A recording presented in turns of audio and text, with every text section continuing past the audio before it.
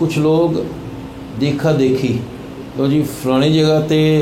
اسی گئے ساں تے او دے بازار تے جناب وہ چومیا جاندہ ہے، پھر یہ ہے کہ سجدہ بھی کیتا جاندہ ہے۔ تو ساڈے بزرگ مٹھے تو نہیں سن نا، تو اس واسطے جناب یہ بات ذہن میں رکھیے گا، بابا جی نے جو ہمیں بتایا ہے وہ کیا، اور یہ وہ بتایا جو قرآن و حدیث میں ہے کیا، کہ اللہ کے علاوہ کوئی عبادت کے لائق نہیں ہے، وہ کوئی بھی ہو، کوئی خطیب ہو، کوئی نعت خوان ہو، کوئی شیخ الحدیث، کوئی مفسر قرآن، کوئی مل آنر، نہ دکاندار، کوئی بڑے سے بڑا، اللہ کے علاوہ کسی کو سجدہ عبادت کی جائز نہیں ہے۔ حتیٰ کہ غوث اعظم رضی اللہ تعالیٰ عنہ سے بھی لائق نہیں ہے کہ ان کو سجدہ کیا جائے۔ حتیٰ کہ امام اعظم رحمۃ اللہ تعالی، امام بخاری رحمۃ اللہ تعالی علیہ، ان کے ساتھ بھی، ان کے سامنے کو بھی سجدہ نہیں کرنا۔ پھر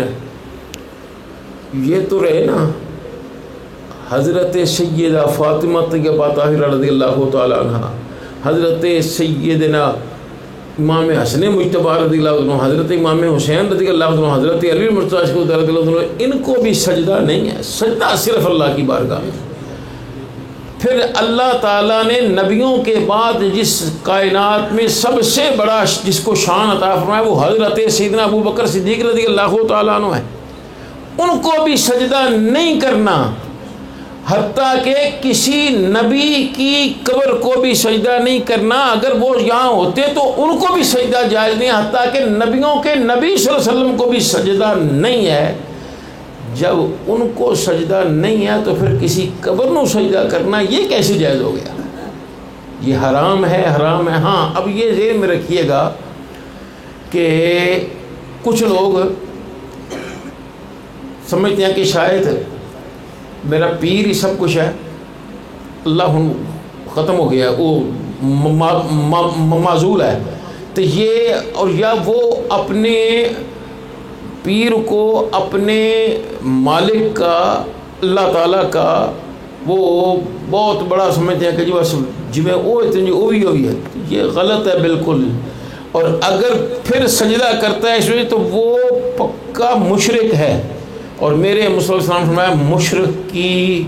اللہ قیامت کے دن اس کو اپنی رحمت سے کی نظر سے نہیں دیکھے گا۔ اور پھر اگر کوئی یہ سمجھے کہ میرا پیر اللہ تو نہیں ہے لیکن اللہ تعالیٰ کا ایک بندہ ہے تو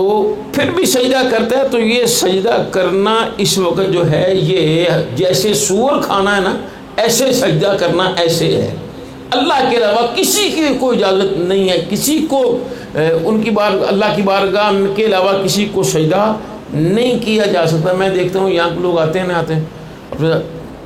چومتے ہیں، چومنا جائز ہے، اس میں کوئی نہیں ہے، لیکن متھا بھی ٹکاتے ہیں، تو یہ کرنا، خیال کرنا بہت بڑا گناہ ہے، بہت بڑا۔ اگر خدا سمجھ کر کرتے ہیں تو یہ مشرک ہے، اور جو اگر اللہ کا پیارا سمجھ کرتے ہیں تو پھر بھی یہ حرام ہے، یہ جائز نہیں ہے۔ تو خیال کریں۔ اللہ تبارک و تعالی جل وعلا مجھے اور آپ حضرات کو مصطفیٰ کریم علیہ السلام کے بتائے ہوئے راستے پر چلنے کی توفیق عطا فرمائے۔ جب